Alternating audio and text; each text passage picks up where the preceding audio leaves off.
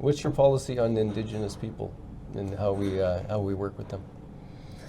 Well, I find it interesting that because if you look at the Indigenous, and that's, that is such a ball of wax, okay? Because it doesn't really matter what stance you take. There's so many fingers to point everywhere, okay? But I'll say agree this. that we have internationally accepted treaties with peoples that are their own people? Yes. Yeah, yes, okay. I do. So okay. we have. There's definitely with the treaties there's agreements. an obligation. Yes, okay. But if you take any people, okay, and this is, everything is given, and they don't have the opportunity to generate pride, like you were talking about just now, your house, and clearing the trees around it and mowing the lawn and that. You take pride in your home.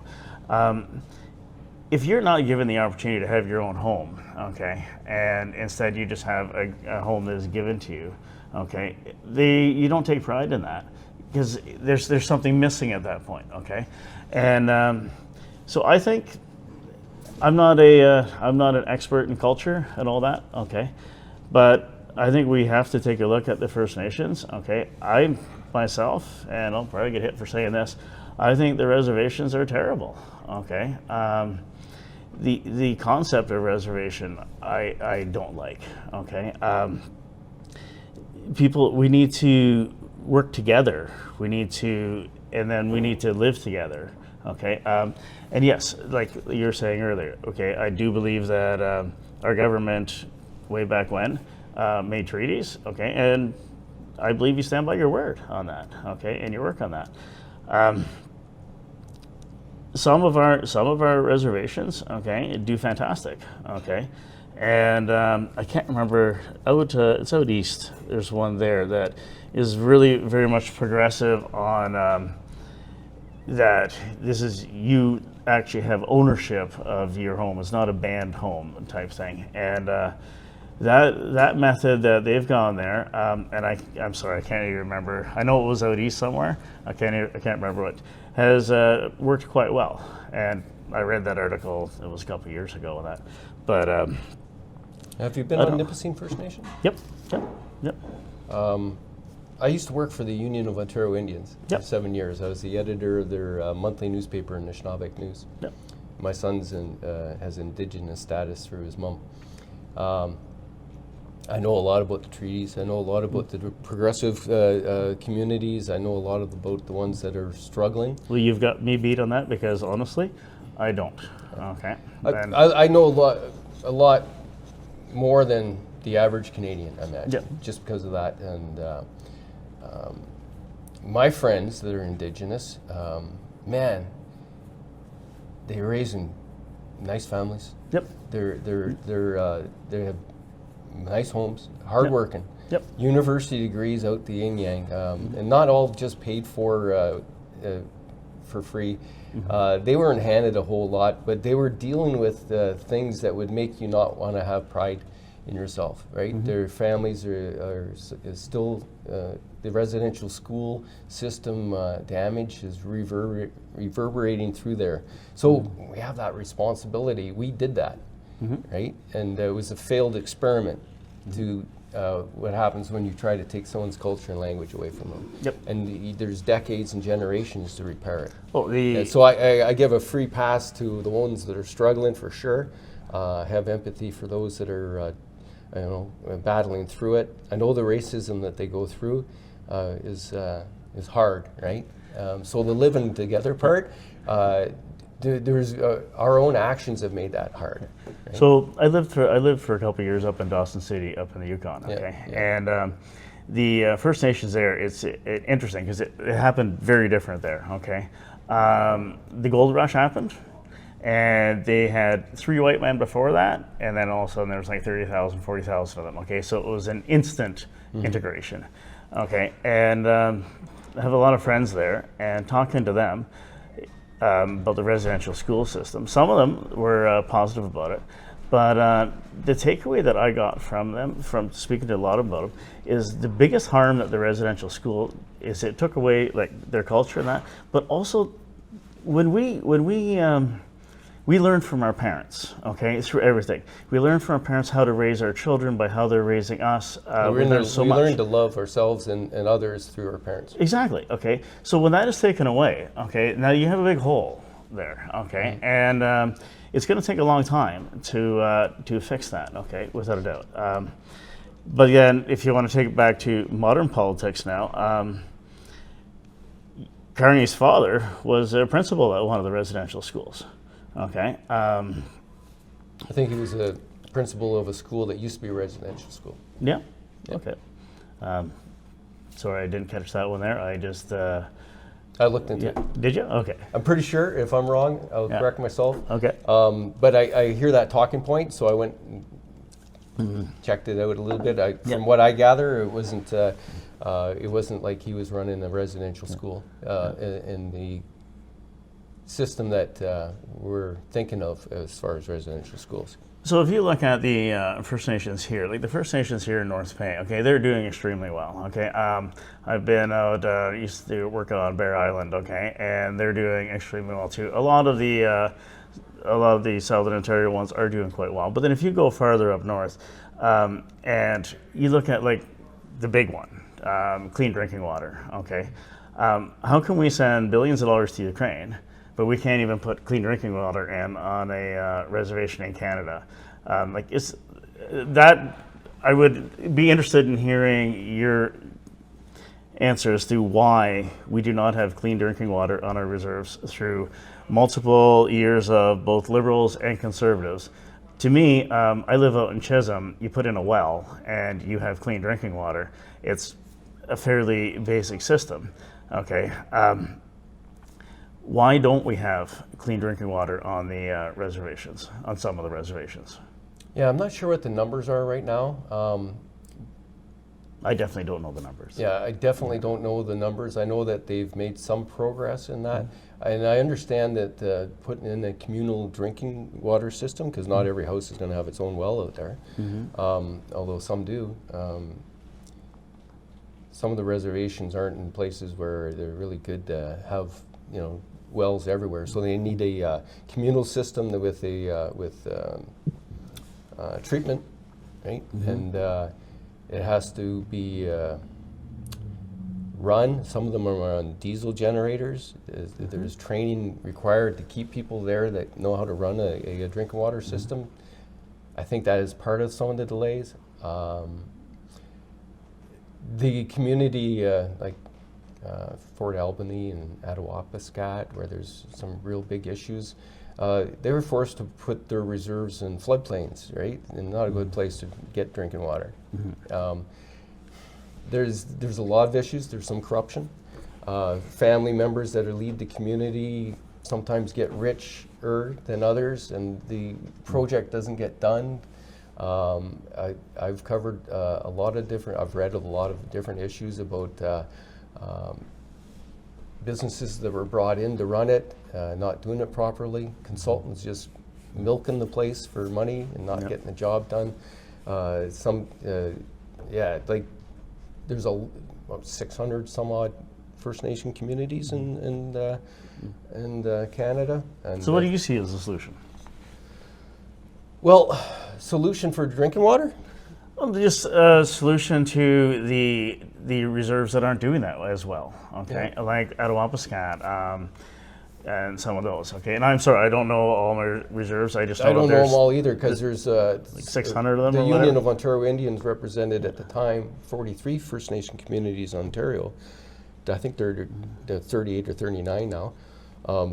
Anishinaabe Treaty 9, where Attawapiskat and Fort Albany are, I wasn't as familiar. Then there's Treaty 3, Northwestern Ontario, with a lot of small communities in the middle of nowhere, right? Yeah. And some like it that way, and some are, I kind of like it that way myself. Yeah, well, that's why I live out in the States. Yeah, me too. Right. There's a lot to be said for having elbow room and not as much exposure to the broader society. I don't know the solution other than you just keep trying. You try to develop systems that work in communities, trying to support the infrastructure required for governance so that the communities can, get back to governing themselves. Some of them are well ahead of the curve on that. There's such a variety and a spectrum of communities, so you can't put in all of them in different parts of the world, like you say in Dawson, that they had a different experience than those in the East Coast did. And there's access to resource issues. Every one of the communities has their own issues. That's what I learned when I was there, is you can't generalize at all about the situation. But as far as Ukraine goes, I support our support for Ukraine because they're fighting a fight that I don't want my son to have to go fight, right? They're fighting off a Russian incursion that is illegal, and it needs to stop. But who else was going to stop them other than the people that are of democratic and have signed agreements to protect? And Europe is the next battlefront, right? The NATO.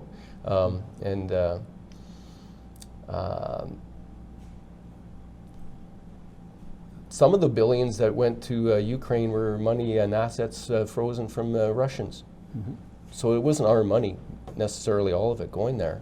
And we need to train, and we need to have a ready military, and what better way to do that and to support others who are fighting a real fight, right? Okay, how does the supporting of the Ukraine helping our military?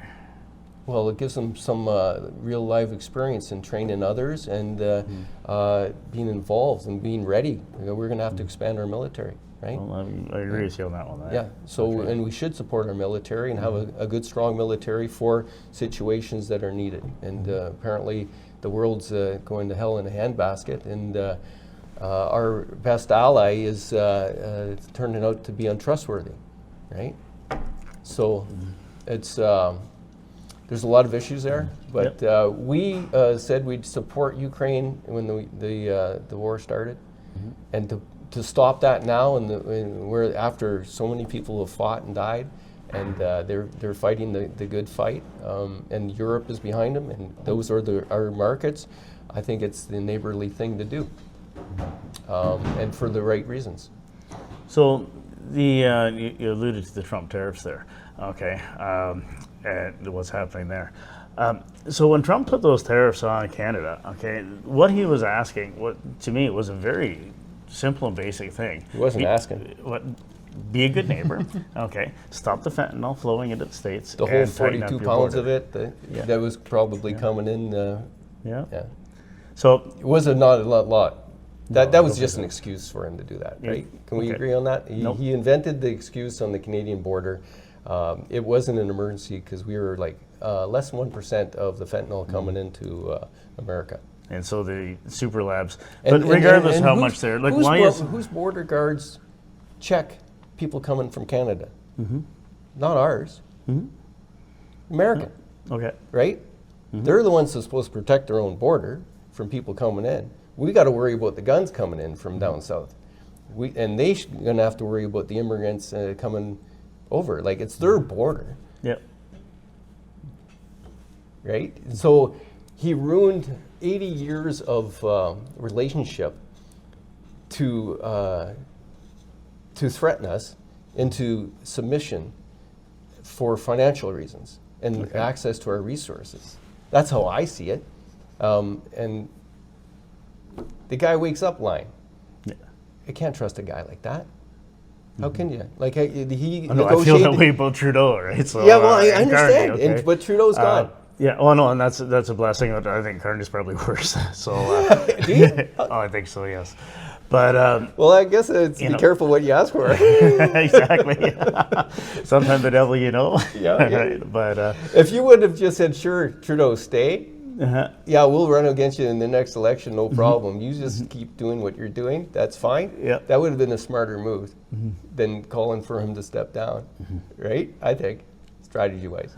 I don't know. It'd be interesting. This election is it's going to be a really interesting election. What were we going to say about the tariffs? I'm sorry, I interrupted. Oh no, that was pretty much exactly that. There. Okay. But like even looking at, because we hit the fentanyl thing there, like with, and just not worried about going across the border or that, but just the amount of fentanyl deaths in Canada. Okay, I have a very large issue with this concept of having. We have the like meth clinics here. Okay, where, and especially in BC, methadone clinics. The methadone, yes. Yeah. But that's two issues. Sorry. Yeah. Well, okay, the guys taking meth need the methadone clinics. Yes. Okay. But the like the fentanyl, if it works, I don't think it does. I'm actually going to agree with you on that one. All right. We found some common ground. Good stuff. I rented a room to a lady that was forced to be on a methadone program because she was a nurse, got caught stealing the oxys, and as part of that, to keep her license, she was forced to stay on methadone, and it was corrupt. Because I saw what she was going through. She told me what she had to do, and she wanted treatment. She wanted to get off all drugs. Yeah. But they wouldn't sign off for it, and she'd lose her nursing license if she didn't keep with the methadone program that was making people rich, that wasn't working, right? So No, see, we have common ground there. Okay, that's good. This is good. But it's, if you look at the fentanyl crisis across Canada, okay, and especially in BC, in America. What's that? In America, yes. Okay, but we're worried about Canada. America's their problem. Yeah. Okay, if you. The clinics where you can go in and shoot up, so they have clean needles and all that. Safe injection sites. Safe injection sites, yes. Okay. I just look at that and I'm like, instead of helping them take their drugs, can we maybe help them get off their drugs? I agree. You know, and become like productive members of society. You're enabling in those there, and to me, I think that's sad. Yeah, and also, I want free beer. Okay. Yeah. If they're getting free drugs, I should get free beer. Well, okay. Doug Ford's aiming to give you a buck of beer, he promised. But okay, so just the other perspective is that the people believe that the safe injection sites save deaths and stabilize people and give them exposure to help if they're ready for it, right? So the whole idea is that we got clean drugs here. You still need to get high, or you're going to die, or you're going to fill up our emergency, or you're going to overdose on bad drugs. So here's a spot you can come, and while you're here, here's some pamphlets, and oh, by the way, this guy, he got off drugs. Would you like to try? Right? That's the idea behind it. But it appears that idea is rather failing. If you look because at we don't have happening in anywhere BC. to give them treatment when they say yes. We don't have the treatment so we don't have wraparound treatment for anybody. Well, they're working on it, and they're working on it. But that's what you need. They tried to do one part of the solution without the second part that was necessary, which is available and accessible treatment when the person needs it, not 6 months from there, right? But that's most of our healthcare. So we have a disconnected strategy. Yeah. The strategy always required supports and systems to get them out, but we failed in that regard, right? And so that set us back 5 years and lost many lives because we didn't do the right, the Housing First. Have you heard of that? Housing First is a program to deal with people that are on the streets and coming out of Sweden, and that area, right? A couple of the other countries. Get them into a place, but provide them the supports and the systems, get them off the streets so you can stabilize their lives so that they're not living hour to hour, right? And remove them from the part of society where it is, and it sounded terrible. Getting them out of that environment and into a better place to be, and then with the supports that are there, yes. And we keep missing very important parts of it. Like, how do you deal with drug dealers if you don't have jails to put them in, right? How do you deal with people that are continuously breaking the law when your justice system's overflowing and nobody gets a fair trial in enough time so that they give you a free pass, right? So we keep missing... Revolving door justice system. We keep missing key components of our support systems. You need a jail for those that need a jail, right? Yep. And what we have them filled up with mental health patients that don't fit into the hospital system. Exactly, Right? and you nailed it there in my mind. There's this disconnect. We have the hospitals and we have the jails, and like we used to have the mental health The psych hospital. up Yeah. top, right? And I'm sure that there was problems up there. That was before my time. I have no idea. I did a story, actually. That's required. We need that. I was there and I did a feature on the psychiatric hospital in 1988 when I was, and I just posted it on my Facebook pages as a, news from the archives, right? And they were talking about, how important it was if we're going to go to a community model, like if we have the right supports. Well, we closed the hospital, we don't have enough beds, and we didn't do the supports. Yeah. Right? So I wonder why we have a disaster. We did step one of the progress without going through the rest steps. Yeah. And one of the problems is, okay, you're running for a federal election, right? Yeah. So well, a lot of these issues we're talking are provincial matters. Yes, they are. Right? Provincial responsibilities, and a lot of times those things get mixed up. A lot of the mandates that didn't make sense were provincial, right? You can't go to Toboggan Hill was an Ontario thing. Oh yeah. Right? Without a doubt, yes. Oh, yeah, without a doubt. But there was, they were giving that lead and authority from a federal level that this is what we need to happen. And as you said earlier, you felt that was required, that this, that we do need to lock down and all that. In retrospect, it was a pretty bad decision for a lot of the lockdowns, from my perspective anyways. Oh yeah. Okay. But yeah, the kids getting charged because they're out playing ice hockey. Okay. Pathetic. Like, that's terrible, right? Yeah. And so hopefully that never happens again. And we'll see if it ever happens again. Honestly, I don't have a lot of faith in society some days, right? Well, we've lost a lot. I've lost a lot. But I try to keep hope that we're smarter and better for our Learn mistakes. from our mistakes, yeah. Our mistakes. Well, we have to admit that we had a government structure, federal and provincial, that allowed for this to happen, to get out of hand, right? So we created the system. We did. It was our system. So we need to fix it, right? Well, I can agree with that. Like we have disagreements on a lot of different aspects of it, but we got to fix it. And not just throw the baby out with the bathwater. Yeah. Right? So if you look at the different platforms of the different parties and that, okay, I believe that the PPC has the platform to fix that, okay. And one of the things is election reform has got to happen, okay. And that, to me, so much hinges on that because there's so many people that don't have a say, okay. Because you say we put this government in power. No.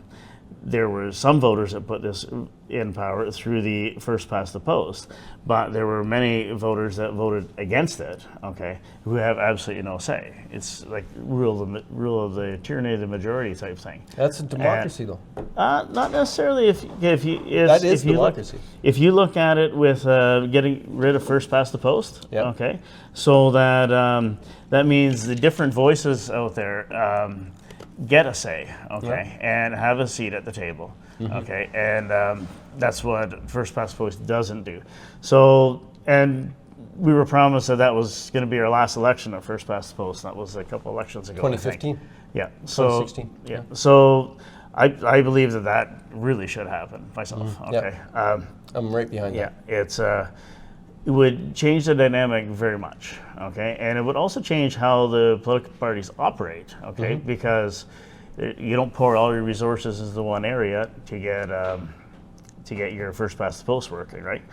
And it also free up a lot of people to vote how they want because they know that their vote is not wasted per se, okay?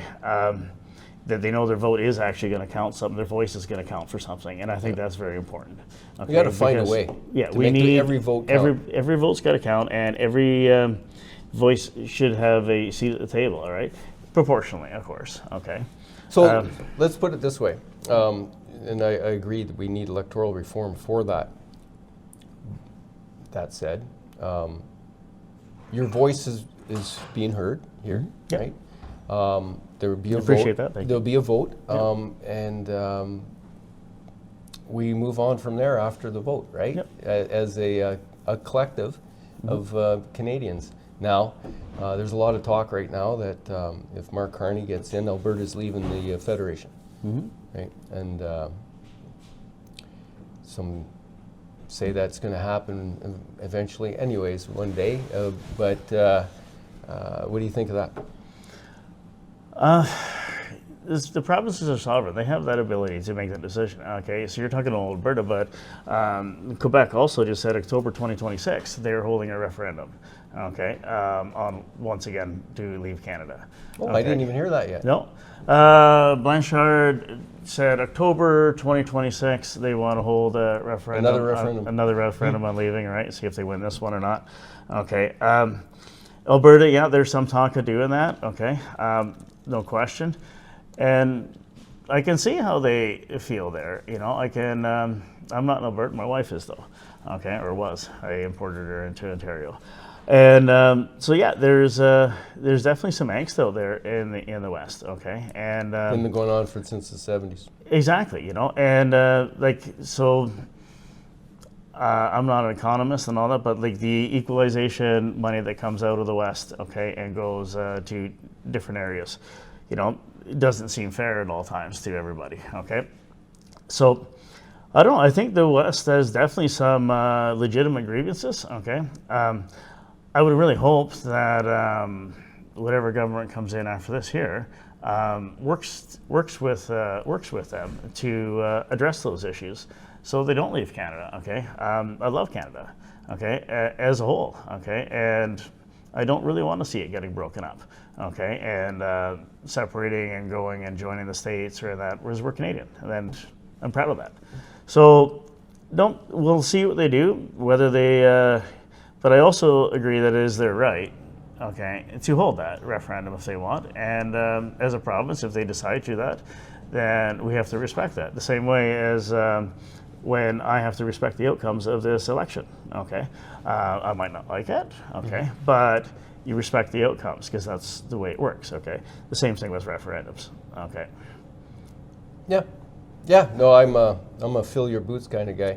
If you want to go, go. Yeah. I hate to see that happen. There's a dream about Canada that I have is a little bit more united than it is now. Yep. And you know, I just hope that you know, whatever happens, we maintain our identity as Canadians, because that was a different. We're a different type of country. We have different potential. We have a lot of potential, and you know, not perfect. Makes a lot of errors, but I like the way we are a little bit closer to civil debate and civil disagreement, and I'm a big proponent of that. Oh, totally. Like, look at the conversation we have. Like on Facebook, we might be into all caps by now, right? No, but even on Facebook, if you look at my comment, I want to engage people for discussion. Because that's how we can move forward. Right? But Canada has become so divided, okay, that now the cancel culture kicks in, okay, and I have a huge issue with that because we need to be able to sit and talk together, okay? We need to be able to discuss things. Okay, we can disagree on stuff, okay, but let's disagree politely, okay, and maybe my points change your mind. Maybe your points change mine. Because we're seeing things from a different angle, right? And now in Canada, if you're a Liberal, you can't talk to a Conservative about politics without things starting to get thrown around. Or if you're a PPC and you come up that this is the way I think, and you get completely...